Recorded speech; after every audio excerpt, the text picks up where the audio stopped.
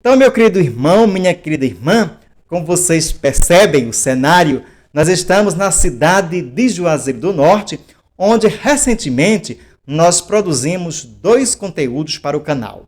O primeiro foi uma homenagem aos 88 anos da Páscoa, da morte, da viagem do padre Cícero Romão Batista.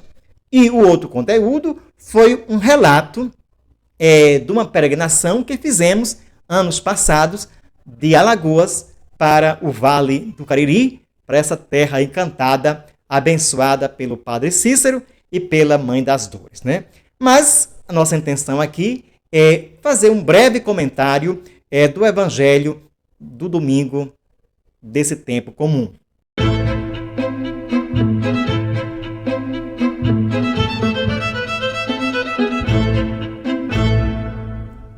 Nós estamos diante de um texto em que Jesus estava no meio da multidão e de repente aparece uma pessoa, um homem, que pede para que Jesus se torne o juiz de uma causa familiar, certamente de herança, né? Porque aí, de fato, causa-se verdadeiros transtornos familiares quando morre o pai, a mãe, e sobretudo se esse pai e essa mãe são possuidores, digamos, de bens, de propriedade. E entre os filhos, entre os parentes, dá muitas rivalidades. E na época parece que era comum os mestres da lei, fariseus, os anciãos, se tornarem juízes diante dessas questões familiares, né? Dava uma certa orientação. E aí essa pessoa também acha que Jesus está nessa mesma tonalidade, está nessa mesma missão também de se tornar juiz nessas causas.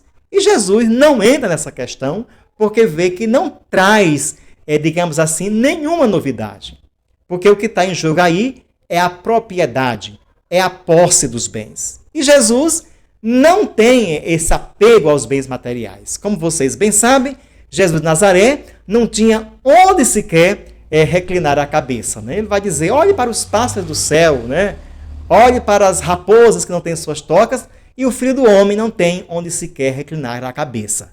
Então Jesus, ele, a partir desse fato, desse acontecimento, ele vai dar um ensinamento para os seus discípulos, né? E acaba contando aí uma pequena parábola, uma pequena história em relação à questão dos bens. Ele conta que um certo proprietário teve uma grande fartura.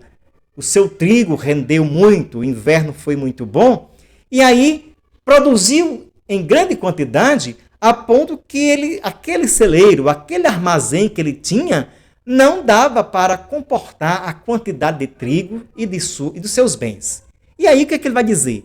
Ele resolveu dar ordem aos empregados, né, evidentemente, e destruir aquele celeiro anterior para construir um outro armazém, digamos assim, maior. E na medida que construiu e que colocou aí todos os seus bens, inclusive a produção agrícola, ele vai dizer para a sua própria alma, agora você pode descansar, porque você tem bens com fartura para o futuro. Então, o seu futuro está seguro.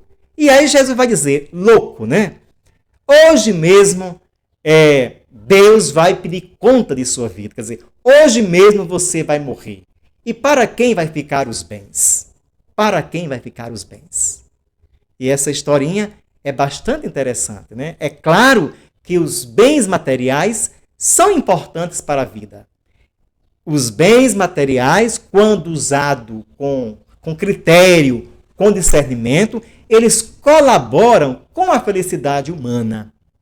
Mas, se a gente achar que somente pessoas que têm bens com fartura têm felicidade, o que será dos pobres que não têm nada? E é interessante que uma vez eu visitando a minha avó, que morava aqui na região do Cariri, e vizinho aí à sua casa, existia uma família muito pobre. E eu fui fazer uma visita e encontrei o jovem daquela casa remendando o pneu da bicicleta.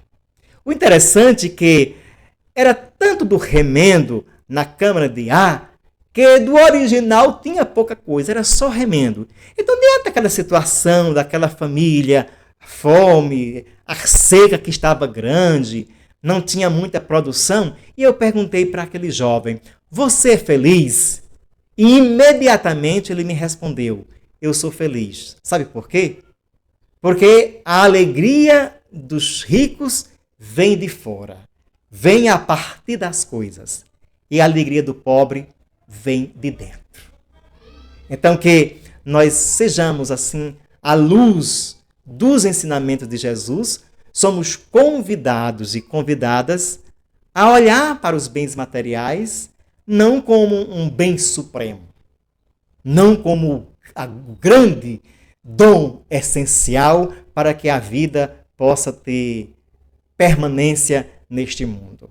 Mas os bens materiais são apenas para ajudar o nosso viver, despertar a alegria que a gente já tem no nosso interior. E tudo é passageiro.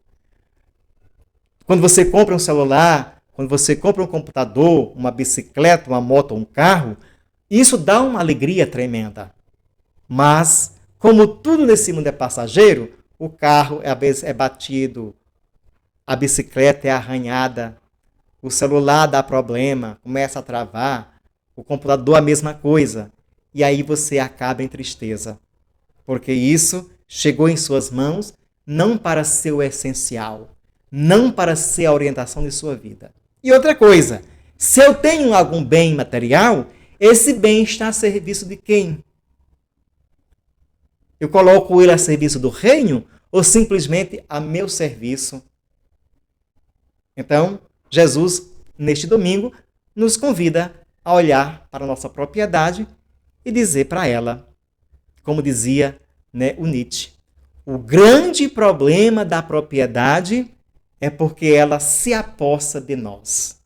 Em vez de eu ser senhor da minha propriedade, dos meus bens, é o contrário.